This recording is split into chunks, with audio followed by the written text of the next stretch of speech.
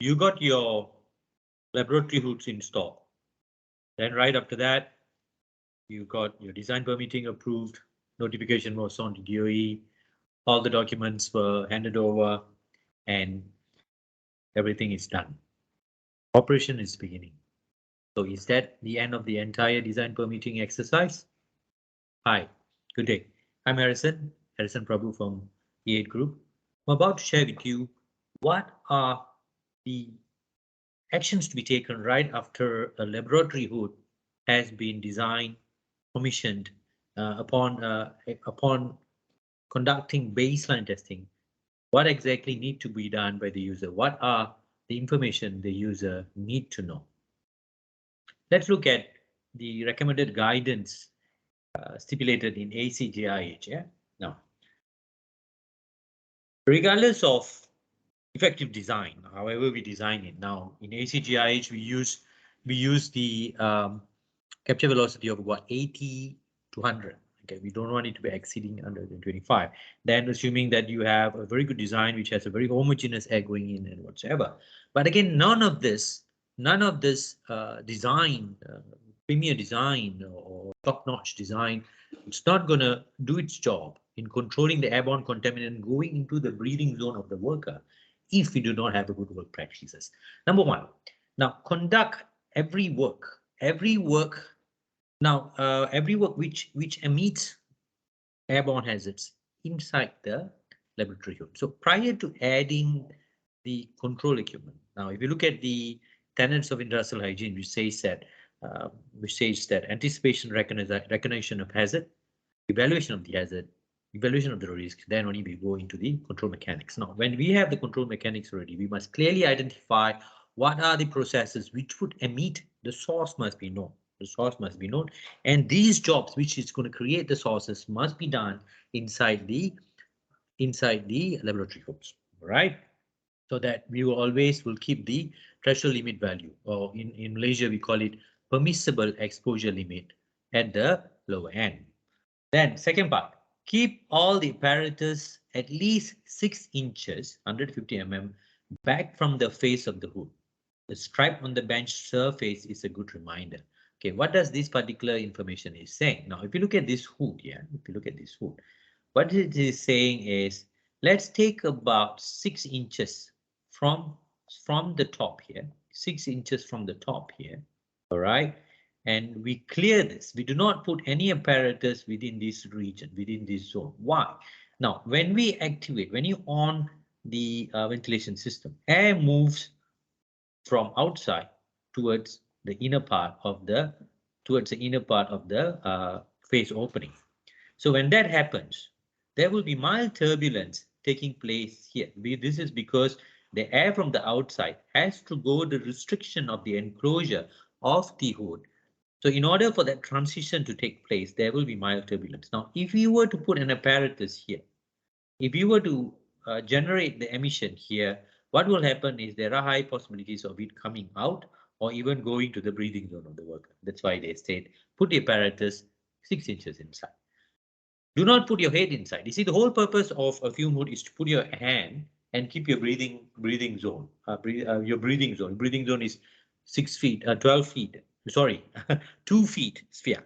2 feet sphere. All right, 2 feet sphere from our nose strip. Imagine a helmet. Yeah, you go 2 feet diameter. All right, 1 feet radius. Imagine a diameter. If you want to keep that away from that. So whatever enters our breathing zone is proportionate to whatever entering our inhalation system. As we know, chemical can go into our body via 4 ways: inhalation, via skin absorption, via injection or ingestion. So inhalation is the most significant one. Okay, it goes into a respiratory system, and the exchange of the air contaminant into our blood can easily happen via the cross section in our alveolus. All right. So because of that, we want to ensure that we do not put the head inside.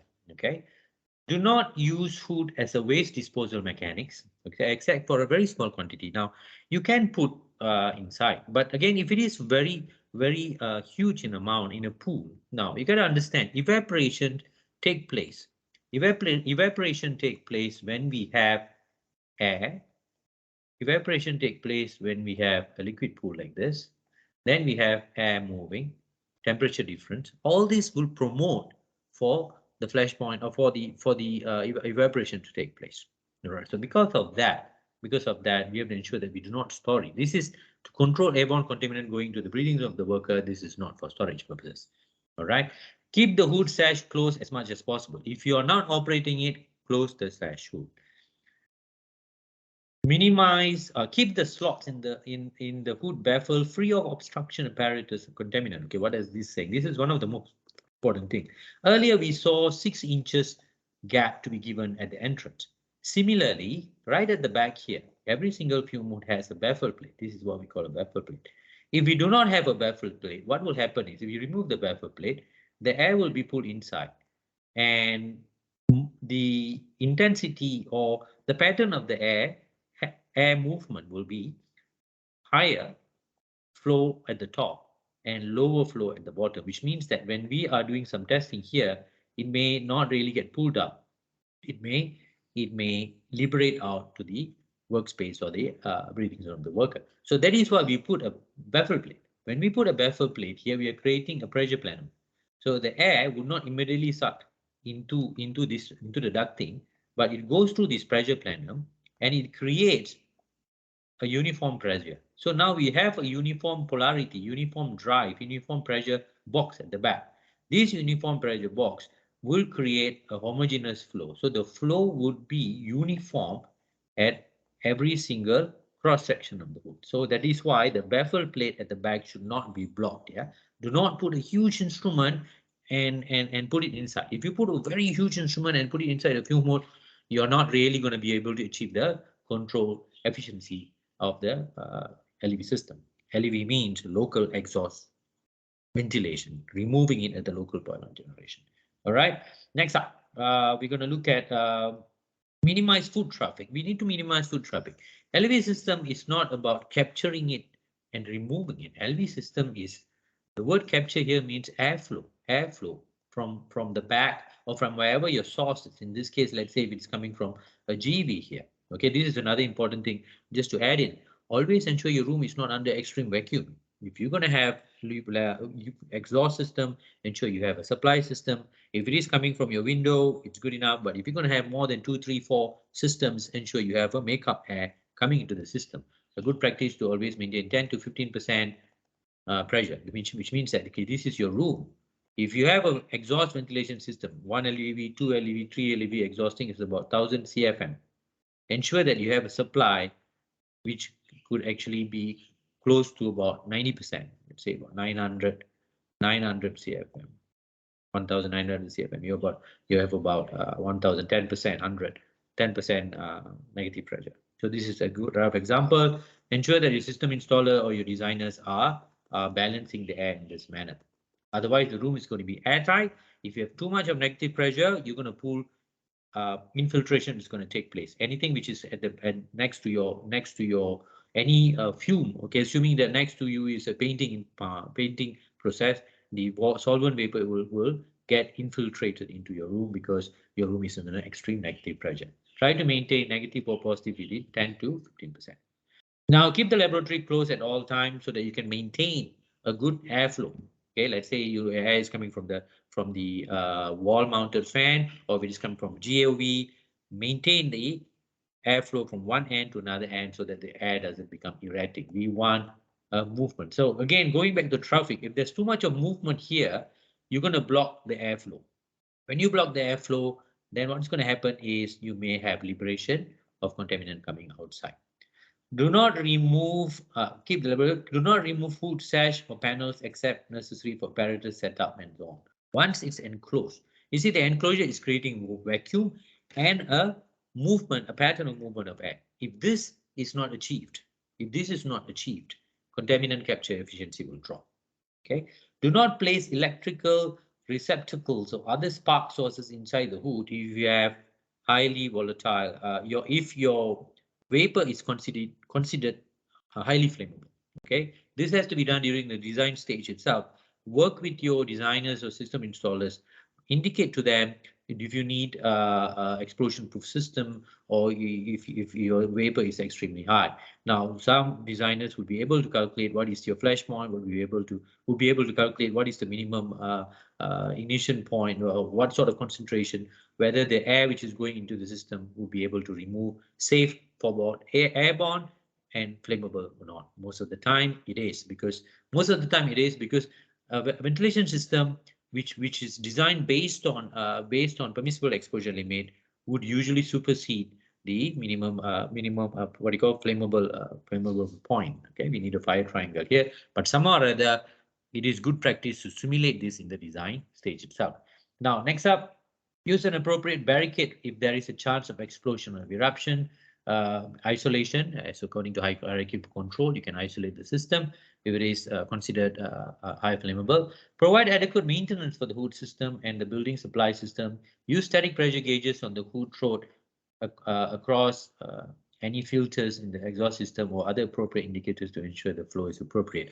Now, again, this comes under the preventive maintenance. Now, when you install a system, as how we started earlier, this is the beginning. It's not the end. Yeah. So design permitting is done. This is the beginning of your operation. This is the beginning of you maintaining performance within baseline. So what do you need? Now, you can use anemometer and test every day, but most likely you're not going to continue doing it. Or if you have a designated manpower, yes, it is good. But a simpler alternative is to always have a gauge here, or even a gauge. If you have a filter box, ensure to have differential pressure between these filter box, because these are the indicators. Yeah, a system runs under conservation of energy. So when the flow rate drops, you would be able to see from the pressure gauge. This will just merely take less than 5 seconds to look at. This 5 seconds view will know whether your system has adequate flow rate to maintain your permissible exposure limit, to maintain the exposure within action level itself. All right, so that's the purpose. If food, sorry, just to add another thing, provide training. You see, most of the time during the transition, commissioning and all that, yeah, a lot of documentation will be done, but are the users having adequate training on how to conduct all this? How do I use this manometer? How do I fill in this checklist? How do I even read LEV report? Or what is use regulation 17.1a is saying? Monthly inspection? I need to do monthly inspection every day. Why?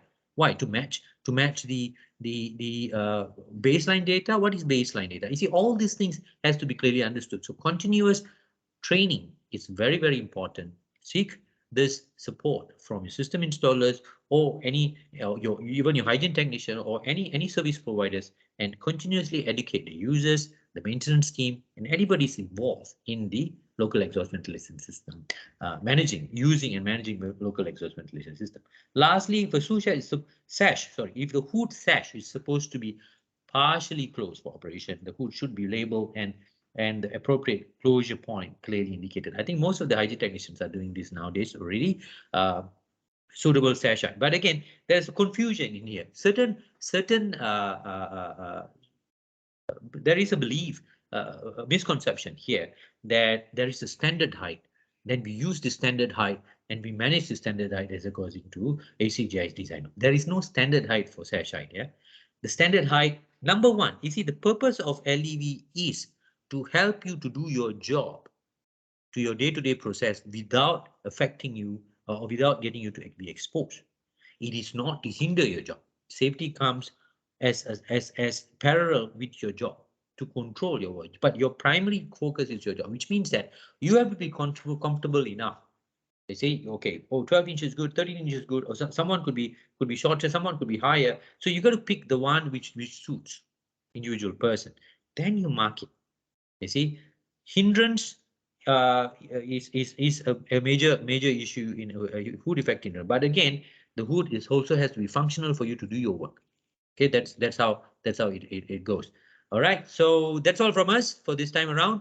So do allow us to get back to you, or do get back to us if you have any other questions. We are obliged to support you in any way possible. Good day. Bye-bye.